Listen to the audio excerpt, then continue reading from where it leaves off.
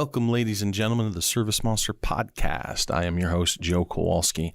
Today, we're going to do a deep dive into the Kanban board, multi-touch sales process, but some other ways you might be able to leverage that for your business flows as well as some upcoming Kanban updates where we're going to be adding Kanban to some other areas.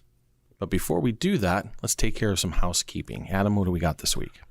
So we are going to have a release next week, so I'm not going to go fully into it, but I wanted to mention two things to get kind of people excited about it, because one of these has been mentioned in SMUG a lot. Right. And that's the HTML issue for the payment link. In mobile, it's showing the whole, the HTML reference and rather for than a text. Yep.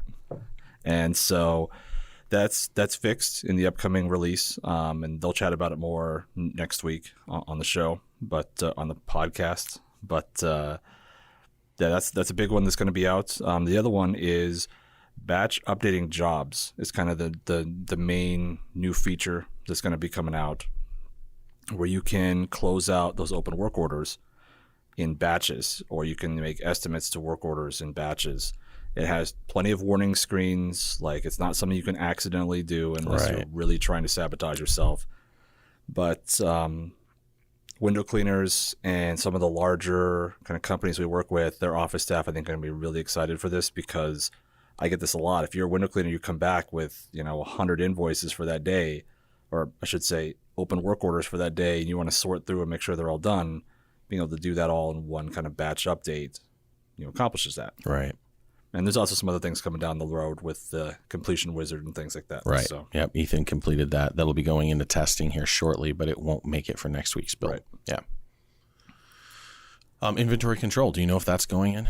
Just to very briefly touch on that. I don't think it's in the release, so I didn't see it in the. It's notes. big. Yeah. Yeah. And I know Sierra's testing it. Speaking of Sierra, one thing I'd like to bring up, especially to the SMUG and user community, you guys have gotten kind of used to a nice little pulse. For a while, we were doing 2-week releases. And when we lost Alex, we moved to monthly releases so Sierra could manage the testing better before we were going to get her some help.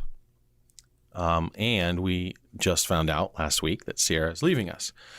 She found a nice gig in adjacent industry that she's excited about. So we were happy to be part of her journey for that a while. And she really helped set us up with some testing platforms and general philosophies I think will be around for quite a while. So sad to see her go. Excited that she's moving on in her journey and what we were able to provide for each other when she was here.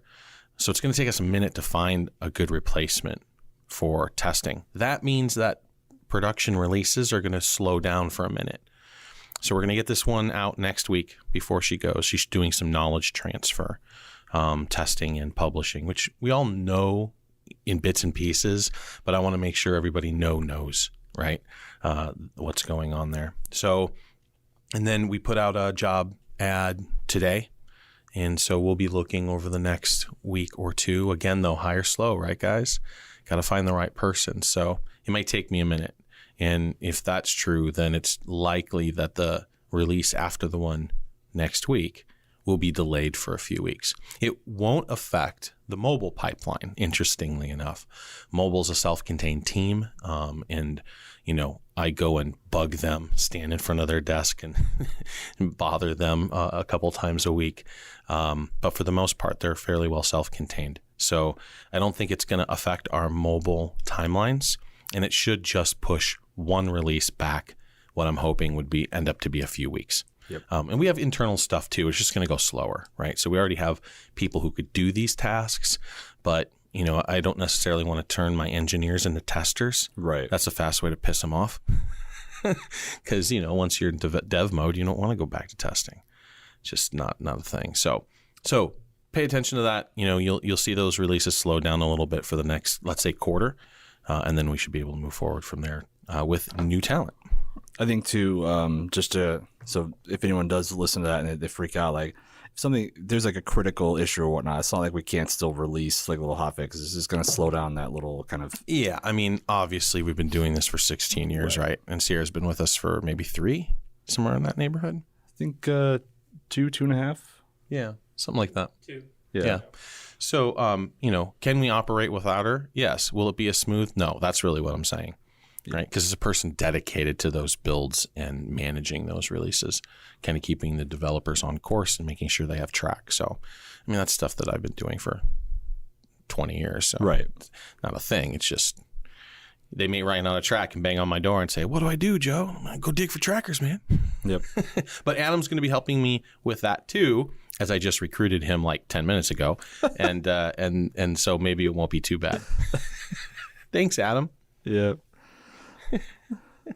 Got to have Chachi do more trainings, dude. Yeah. No, that's the goal right there. I think wanted to bring something up too. You said from your last Vistage meeting. So. Yeah, and not my last Vistage meeting, but my last Vistage meeting. I'm not going anymore. So I was there for 14 months. If you guys hadn't followed that journey, it's kind of a BNI group, but not. It's not networking for the purpose of networking in leads. And we pay a ridiculous amount. It's like $1,500 a month for the privilege of being part of this group. It's all high-end business executives. Even with ServiceMonster, just under $3 million, I was a smallish fish in the room. Most of these guys are pushing $20, $30 million businesses. So it was a privilege to hang out with them for a year and kind of, have some of those painful conversations as executives or as CEOs, business owners that you wouldn't necessarily have with your employees, things that keep you up at night, right? Is this really a big deal? And just the psychology behind it. It gets lonely being a business owner, and your peer group, usually in your local area, your friends aren't on that plane.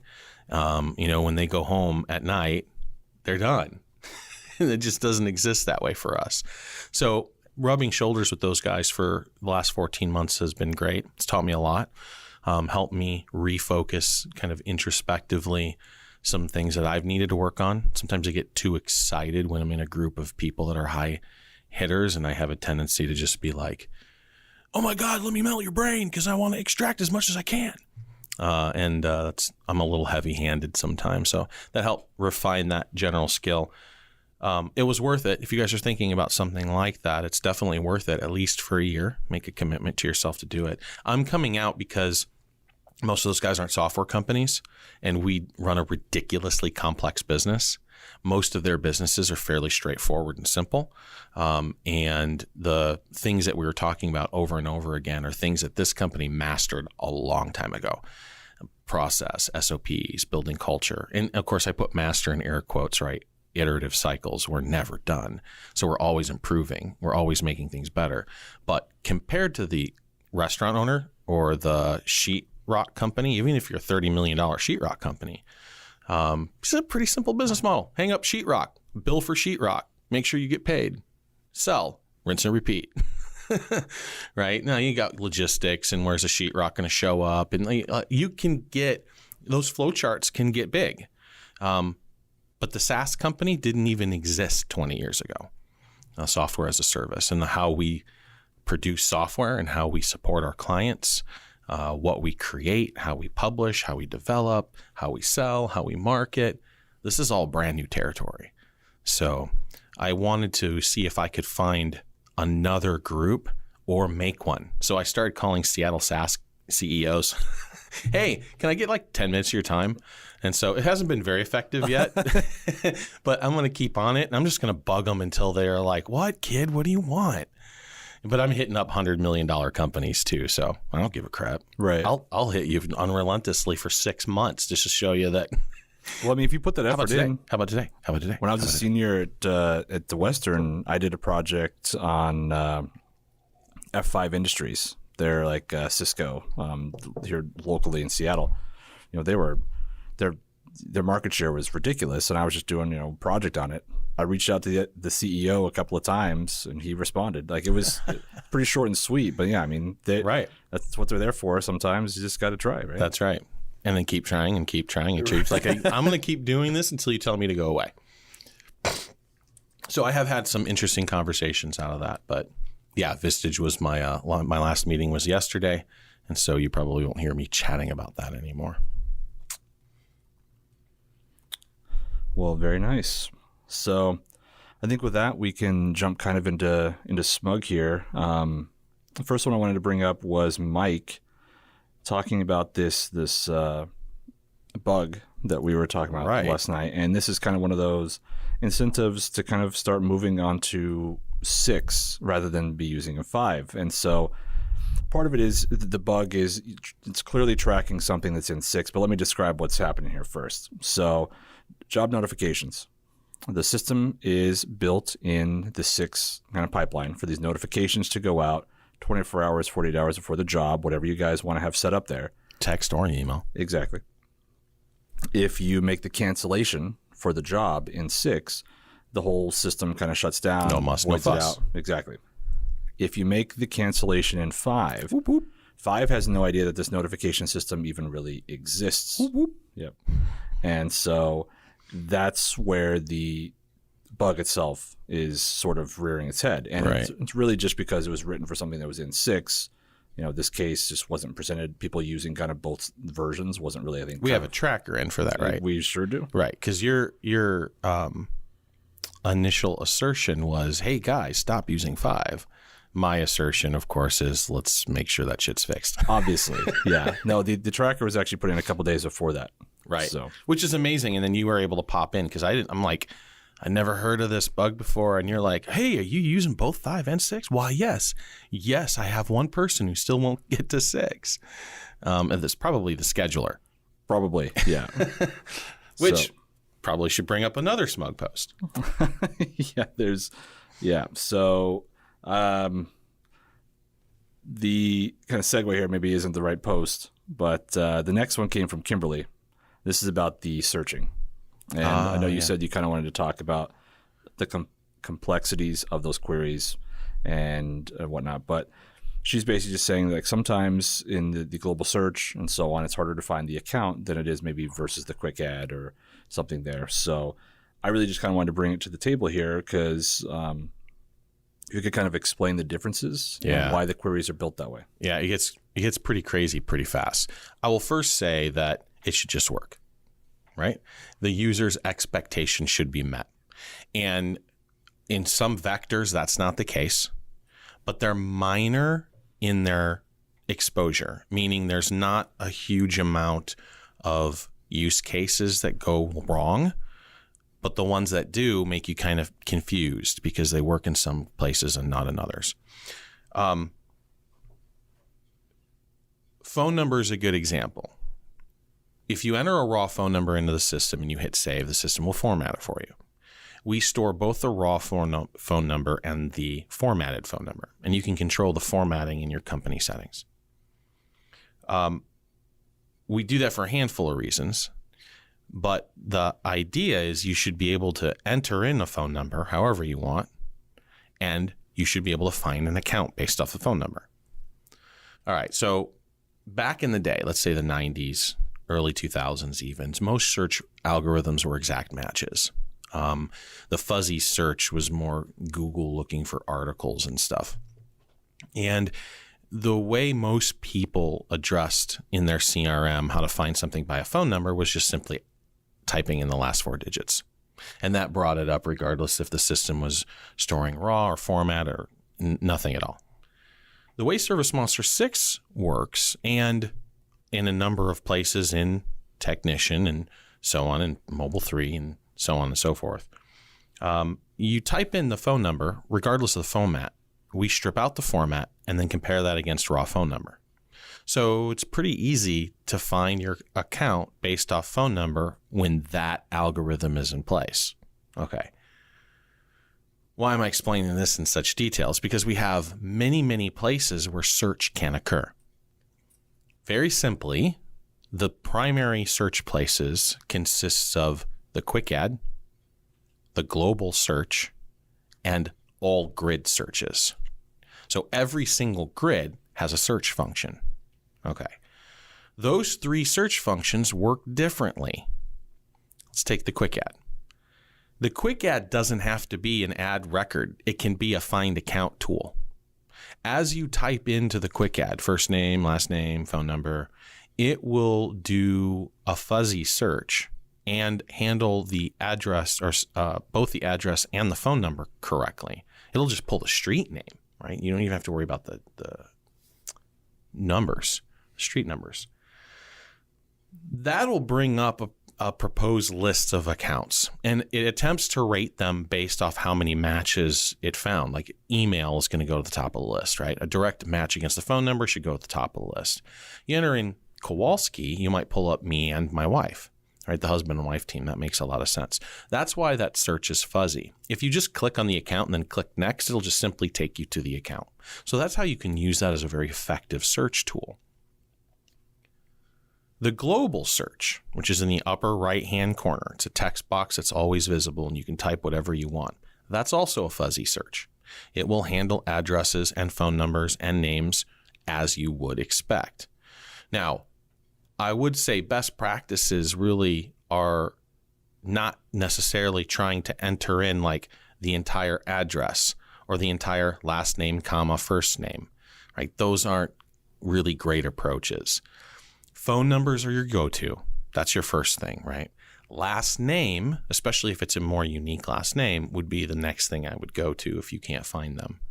Following that, you're going to be looking up their address. But in this case, you probably want to stick to just the address number and the street name, maybe even just the street name. Because then did you file it under DR or Drive? Right. And then that could get really complex on the address. So when you're searching for something, you want to use as much unique information as little as possible.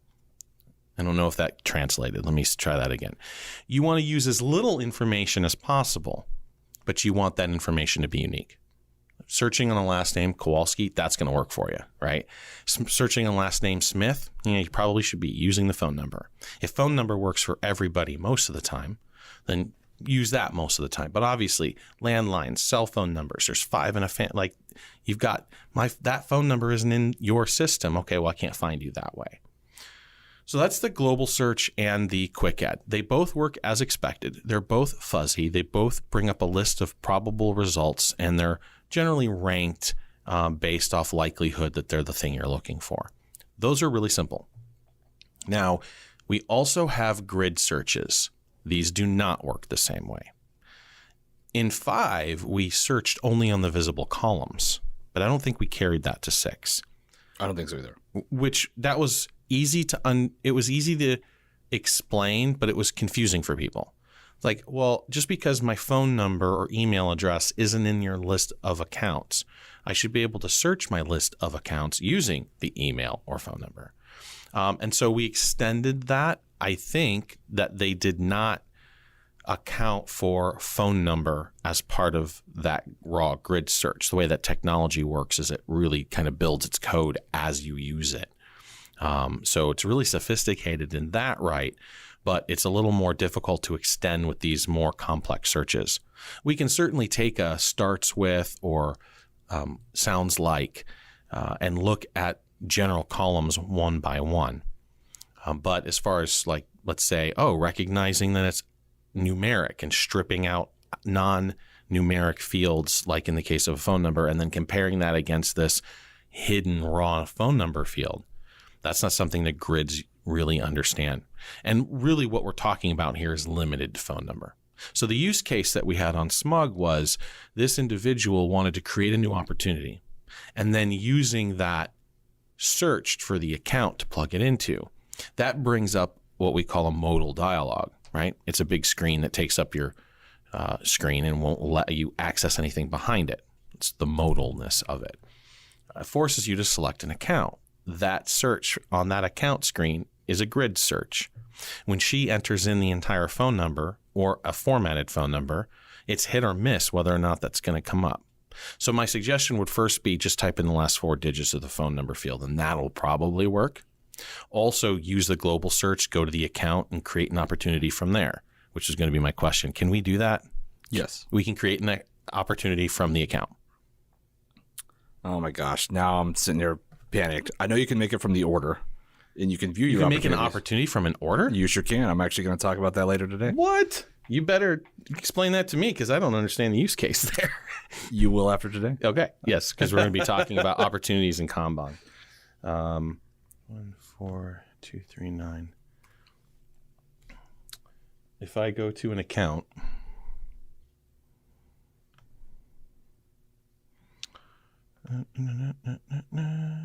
no, doesn't look like it, man. Nope. You just have to go to the Opportunities tab. And then what? You just hit a new opportunity. And then account, and then you get the grid search instead. No. It brings up the opportunity window here, so you can just make it here. Right, but you have to look up the account. But I'm on the account page, so like I just hopped into this random account and just went to the tab for opportunities, hit new opportunity. Oh, got you. Yes, so that's how you want to do it. So enter in however your search you want in your global search, jump to the account, and then jump to the opportunities tab, and then click new opportunity. That'll be probably a lot faster than trying to hit or miss find your record in the grid if you're having friction for that. Some people don't, right? How they use it, it works well for them.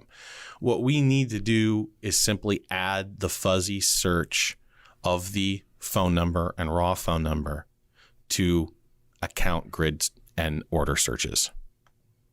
That's the tracker. Once we do that, everything should feel like it all works the same, even though they're completely different technology.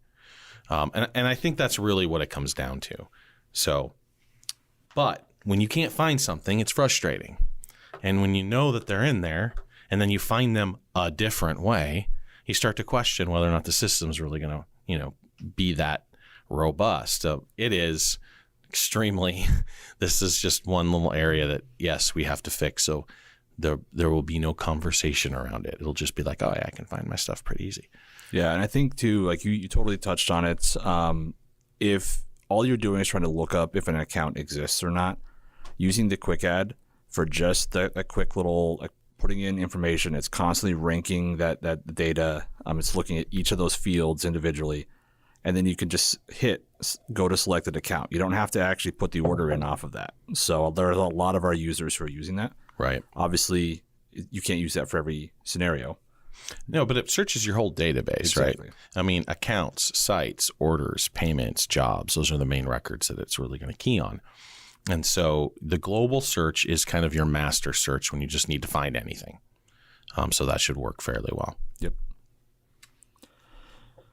So the next one, I'll give you a break on this one. I'll just kind of explain.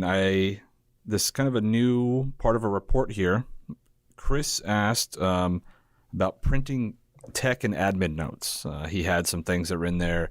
I'm not 100% sure if it was for insurance or what the purpose was. Well, the use case was a chargeback. Someone denied their credit card charge, and they wanted to be able to ship the notes as part of the package that we assemble when we dispute a dispute. Yep. Okay. Yep. I see it down here.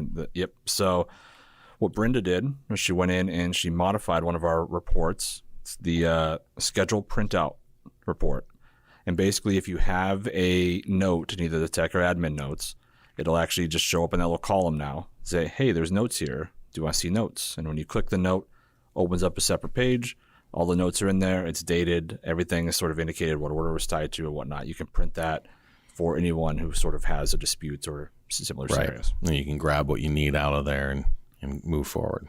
So again, that was the schedule printout report for anyone who needs that scenario. Yeah, which was great because Chris reported on April 22nd, and Brenda was able to get that published 2 days later on the 24th, which is pretty awesome. Report technology is pretty slick because it allows us to train non-developers like Brenda. She had to learn how to do some SQL and so forth, so it's not non-tech. But she's just a super bright customer support person, and she likes to do this kind of stuff. So we trained her to do it, and our platform allows her to make changes like this and just push them up to her report platform without having to wait for a release. So that's one thing that we do in our tech that a lot of our competitors don't comprehend that problem yet even. All right. So the next one came in from Eric, and I like this one for a couple of reasons. One, Dawn, shout out. I know she listens to the podcast weekly, but Dawn actually jumped in and yes, hey Dawn. she actually jumped in and gave them kind of some pointers. So we had that happen a few times this week. Yes. Users supporting users, man. I love it. So Eric's question was about having multiple emails on any account. Right. And we've definitely talked about contacts per account. Contacts, exactly. And so there's definitely probably some things there that maybe we want to take a look at. But I think a lot of people don't know you can put multiple emails in that field if you separate them by a semicolon. Yeah.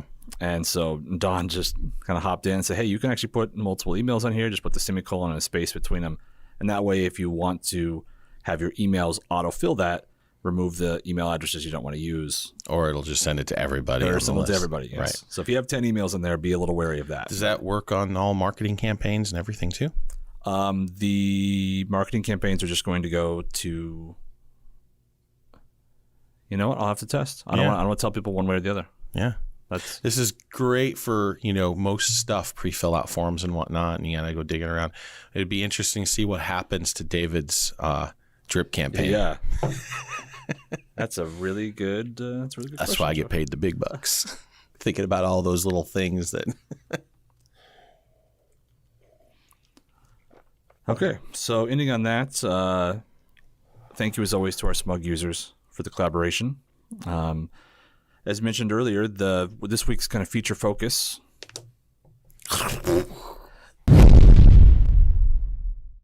is going to be the Kanban board. Multiple things that we can kind of talk about there. You and Javi just talked about some sales things, which is obviously kind of one of the initial reasons we brought it over. But the first thing I kind of wanted to ask you, or maybe we should first describe what we mean when we say Kanban board, right? For those of our users who don't know. And then what made you use that kind of process? Kind of when did it come up in your life to kind of like really hone in on that and have this be kind of how we want to track projects and sales and things like that? Right. So first, the area of the app we're talking about is called opportunities. It's in your lead section. If you get an opportunity, or if you get a lead, you can graduate it to an opportunity, which will create an account and an opportunity. Or you can simply, like we just stated, go to an account and create an opportunity. An opportunity is like a lead, but through a known account, where the lead is the person. The opportunity is the opportunity that's presented by that person. It's the contract. It's the potential invoice. It's the estimate. It's hopefully you're close to a sale. Now, you wouldn't use the opportunity pipeline for a simple phone call, right? Somebody calls up to get service, and you're going to try to close that deal right there, book the job. Opportunity is not needed. It would be a waste of effort. If you have a commercial account that you really want and you're chasing them down, and you have 3 or 4 or 5 touches, or you're going through a sales process with them that takes multiple points of contact and multiple events before you're able to close the deal, the opportunity pipeline is going to be beautiful for this. So we've been using Kanbans in the technical world for decades. And it's, you'll see it sometimes when we have these columns, these grouping, and we've got Post-it notes on whiteboards, and we're putting things together and we're tracking the progress of these items, or they're in a queue, waiting for us to move them in and then move them along some process. The Kanban board really helps visualize that process. And there was a company, still is a company, that does like a note system. It's Trello? Is that the name of the company? Oh. Twilio is the SMS company, the texting company. Yes. But Trello is the note Kanban company. Yep. If you guys haven't looked at that, that's kind of a fun little app to play with. You should check that out. But it allows you to establish steps in a process and then put items on the board, and then you move them through the process. So Guitar Center is a good example. They've got this sales process: greeting, qualifying, pitch, and close. right? The greeting is just your, hey, how's it going, Adam? How you doing? What brings you in today? Having a nice little conversation. Qualifying, what kind of musician are you? How much money can I extract from you? What is your most likely things that you're going to buy? Do I show you the Les Paul, or do I need to show you the Ibanez? Or are we going to go upstairs and look at the 2-inch reel-to-reels? The pitch, once I understand who you are, the musician type you are, and what you're looking for, now I can say, oh man, you got to check out this Mackie board, right? The mic pre's are awesome and you're going to really get something out of it. And then your close, it's like, dude, just give me your credit card. I can get you 10% off right now if you let me go talk to my manager. That's a pretty quick because you're, in face to face, but that could go as a really well setup for a commercial account. The greeting, I'm going to knock on their door, I'm going to drop off some donuts, and I'm going to send a direct mail card to them. Thank you for seeing me today. And then the qualifying, that more I've gotten conversation to the manager. They're not saying yes, but they're not saying no. And so I've had the conversation. Now I've moved that particular opportunity along my pipeline. And you just do it all the way till you get to close, and then it disappears and you've landed the job, or you abandoned the opportunity altogether. So that's kind of the system that's in place. You can use it for more than that, because those use cases are centered around sales, but you can actually hack the Kanban board to create other Kanban process types to move accounts through. And this has really helped with a lot of people who are doing, a lot of multi-touch sales processes. And it's interesting to see how people are hacking the system to work projects. And you can talk about that better than I can. So we'll touch on that in a second. But we're going to be introducing more Kanban as part of the process flow in other areas. Like I would love an order grid that has a Kanban view based off the order type. Right? And maybe it doesn't show completed invoices with a balance of 0. It just shows you, here's your estimates in queue. The next column is here's your pre-completed orders or orders that are unscheduled.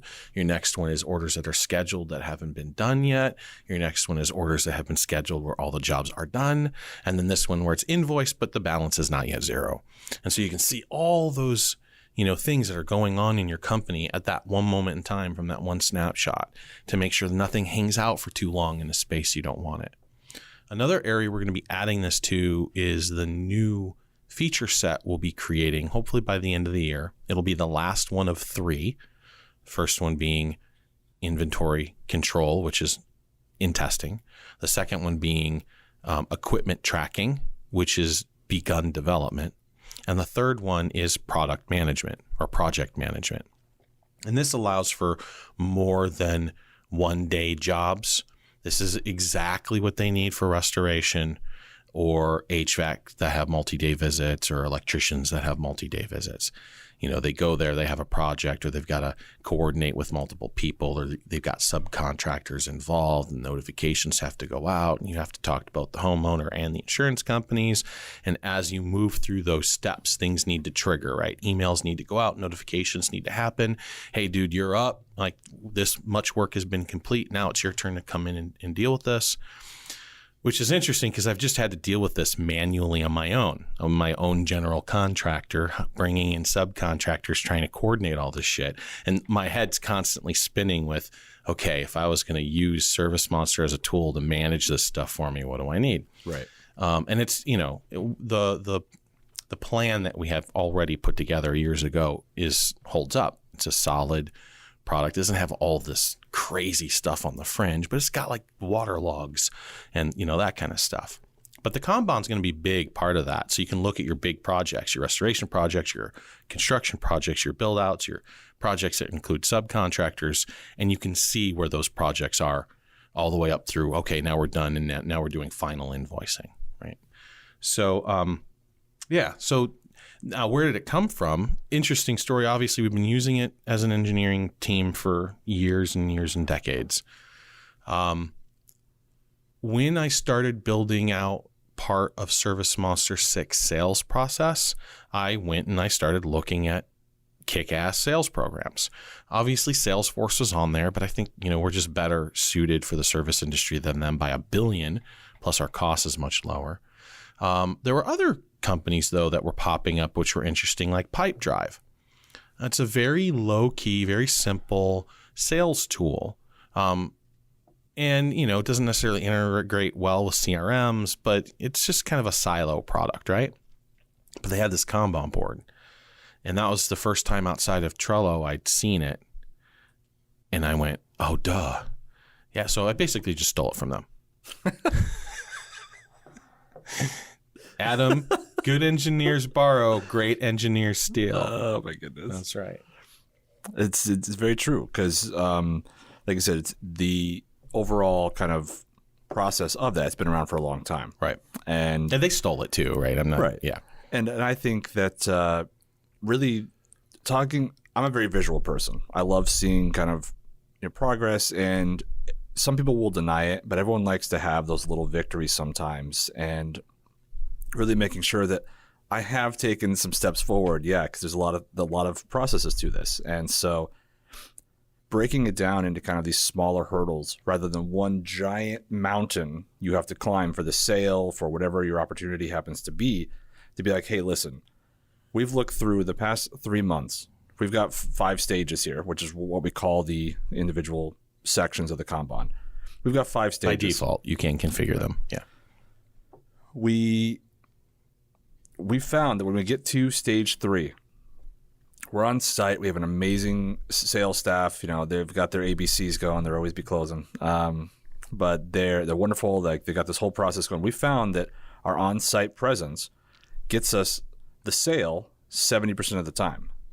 And so really the goal isn't stage 5 at that point anymore. Right. The goal is like, listen, if we get our guys on site, we're going to win this 70% of the time. Right. This is the goal. And so you've taken your large mountain, you've come down half the hill, and that's now kind of your giving it to a handoff that statistically is going to outperform you. Yep. Yeah. Exactly. And we have a report that's built on this. You can see how long things have been in stage and so on. And this is all kind of really focused on the sales. And you mentioned kind of some project stuff. And there have been some use cases that have come out. And this is why I love the Kanban. It's one of my favorite parts of the software. Love talking about it. Love training it. Love seeing the kind of light bulbs go off. And they're just like, oh, I can do something with this. And I don't know what yet. Yeah. And so a couple of ideas for our listeners that get used. The first one is rug cleaning. So any of our rug cleaners who have an in-shop rug cleaning process. You got bays. Yep. And you got stations. Yep. You got tumblers, and you got washing, and yeah. Now let's say that you have a rug you've picked up and your standard process is maybe like a week turnaround. Right. Well, what if the customer calls in and they're like, hey, I actually need to pick up my rug a day early. We have this weird flight situation going on. Will that be feasible? And you'd have to go kind of look like, okay, what stage is it in? Can we put a rush on this? Can we move something else around? But you don't necessarily know where all of the rugs are if you don't have some sort of tracking on that. One of the things that a lot of our rug cleaners have done, they create the Kanban board for each of those bays, those stations, and whatever, and every single step of that process, they're moving it through. And this is one of those use cases where oftentimes they will create the opportunity directly from the order. There's another one too that I'll get to. So basically they'll have the order created, and then they'll be like, oh, we're going to pick up a rug. Okay, so they go and they pick up the rug, and now they can create the opportunity there, which pulls it into their rug cleaning board. Right. And they Are you prepared to retrain them for when projects comes out? Because that's going to be a much better place to put this. That's fine. Yeah. I'm totally up for that. Not that you would be forced to change if you find that this the opportunity sales Kanban is the best place for you because it works really well.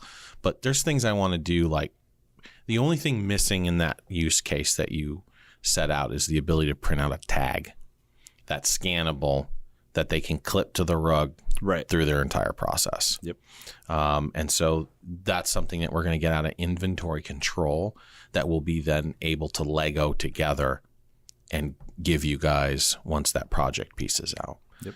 But other than that, this will work great for that as long as you can identify physically which rug belongs to which order. Then you're golden. So how are they? Do you know how they're accomplishing that? Well, that's what I mean. Like you start on the order. You have like if you're picking up like a Persian rug, Right. And so you're picking this up for. Is it like a description in the order field? So that the order with? has a description, Gotcha. and then they make the opportunity from there. So if they get 2 5x7 Persian rugs that have the same print, so as long as they have put information in the description, then yes. right? So whatever tag system there, because most rug plants have a tagging system already, Right. And so if there's a number generated or an alphanumeric generated, they can put that in the reference field in the order. Yep. Because you can search on that. Yep. So then you can find like, where the hell I got this loose tag? What's this from? And you just punch it right into ServiceMonster. If you put it in the reference number field on the order number, it'll bring it right up. What some of them have done too is like in the Kanban name, the opportunity name. Once they have those numbers, they'll put it in there too. So that way it's in the report. It's on the Kanban And that's board. a visual from your Kanban board. Yep. Yeah.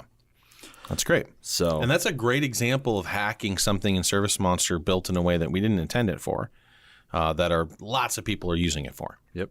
And it's working really well for them. They're quite satisfied with it. So The other one is a little bit smaller in like scope, but the offices that use it really like it. And that is when you get a cancellation. And so the way that I always kind of refer to this is, listen, you had your foot in the door. Like you had that sale right there. Emergency came up and maybe they're just a flaky person overall. For whatever reason, they're like, oh, I need to reschedule. And then you spend the next, 2 weeks trying to get a hold of them. You've got all of your notes, but your schedule's you're trying to move forward in your schedule. Maybe you've got things on deck, a whole lot of things there, keeping track of how long they've been there, things like that. So a use case that sort of came up from a couple of our users was, okay, well, what if I just go into this order, make the opportunity to have a Kanban board set up just for kind of rescheduling, and they can either make the board for an individual person, they can call it just the office reschedules, or so on. and create a process for retaining or recapturing that sale. Exactly. That's good. Yeah, no, I really like that because then you can drop it and then not necessarily jump right back on them or go through an automated system that's kind of less soulful. Yep. And you can move that process. Maybe you only need 3 or 4 stages in that process, but yeah, no, that's good. I like that one. And it also, if you're looking at oversight and things like that, you have obvious notes, obvious history. Like, did you make these 3 phone calls, these 3 points of contact? Did that actually happen? Yeah. I mean, I want to do this within our own internal CRM too, so we can track our training process with these accounts and kind of where they're at. Yep. Yeah. But that's another conversation. That is probably another for not the conversation. podcast. So that's just a couple of examples. And I just mentioned there too that you can make a Kanban board for a specific person because, people are finding different use cases for this for their own. And so what some people do is they'll just make a Kanban board for a specific person and whatever they need in, whatever kind of, if they're sales oriented, if they're, schedule oriented, they just use that as for a specific employee. Yes. Okay. Not a specific client. Exactly. Okay. Yep. You scared me for a second. No. Unless it was a really large client. Right. Yeah. Right. And you did a lot of work for them. Yeah. You could totally do that. Mm-hmm. Yeah. And so if any of you are kind of interested in that, like the light bulbs are going off, we do talk about that in our training videos. We have a couple of them out there. I'll be out next week, but I'll also be trying to maybe hone in on if we get a lot of volume on that, maybe then we can have kind of like a special video that gets made for some of these use cases. Yeah. Make sure you shoot Michael a link to those helps for the Kanban so we can get them in the show notes. Always. Awesome. I think really just the last thing I wanted to touch on, and then probably call it a solid day, is one of the things I'm trying to use for myself, just in personal work, everything, is just kind of time management. I've kind of taken on a lot of things. I really like having responsibility and kind of like, finding ways to make those processes work. And sometimes you have to make sure that you're managing your time properly, that, you're constantly kind of hierarchy, right? Like what's most important right now. And if you feel like you're someone who has struggled with that and you're trying to find maybe a simple process, whether it's inside ServiceMonster or, like you said, just a whiteboard with some sticky notes. Yep. This is something you can do to visually kind of keep track of those things. Those projects and whatnot. Yeah. I take that for granted as an engineer because, we just juggle 50 million things as part of our job. Yeah, project management within a general business. This is going back to kind of the Vistage thing, the difference between ServiceMonster and everybody else in the room. Yesterday's guest was a SOP specialist, and he was talking about triaging your pain points. You don't solve them, right? One of the guys asked, well, if you're going to have a conversation, a meeting about this stuff, well, why don't you just solve it? The 7 things are important. And my answer is, well, how the hell, if you got 30 things, how do you know which 7 are important? Until you've done the triage, until you've looked at it, spent 2 to 5 minutes understanding the pain point, doing an analysis, and then trying to determine, is this a design issue? Is this something the company hasn't clearly defined in a workable SOP? Okay, well, if that's true, fine. Is it a training issue? Does the people not know where to find the SOP? Or are they not following it because it's not written in a way that makes sense for them? Okay, no, that's not true. Everybody's trained. They know how to find the SOP. Okay, then it's enforcement. Why aren't you following the SOP or the procedure? And so being able just to triage and take 30 or 40 items that you're working on, that the company's working on, and then put them in their various stages. Is this a big now, or is this a big later? Is this a small now or small later? So using those kind of 4 metrics, you're able to identify what things your company should be focused on. As your company grows, you should be doing less and less of the work. Your job is to delegate the work. And this is a lot of people, especially people who have a lot of pride in their work, something that I had to get over. I can't teach it if I'm not doing it. Well, okay. I've been writing code for 20 years. Does that mean I still have to do it every single day in order to keep up with these guys? No. Do I have to train myself regularly because code is kind of unique? Yes. But if I'm a carpet cleaner and I've been doing it for 20 years, getting off the truck for the betterment of the company is a thing. And you should be working more on those manager things. And when you're talking about time management, one thing that they brought up yesterday was, as an executive, you better have 2 hours of your day not plan for anything, or you're not going to get everything you want done. We get interrupted 90 million times. I don't know, probably a dozen times today, someone knocked on my door. Yeah, no, you've had a lot of conversations today. And, that's just the way it goes. And so making sure you're allocating your time properly, that you're triaging what the business should be working on, that you're delegating those tasks, and that you're following the movement of those tasks. I think a whiteboard Kanban board is a brilliant way to handle those things. And so, I would strongly encourage that. Yeah. That's all I got today, Joe. Cool. Thanks, Adam. And thank you guys for your continued attention. Thanks to the SMUG users for everything you provide there, and the self-help. That was pretty amazing to witness this week. Until next time, be safe, and we'll see you on the flip side. Take care.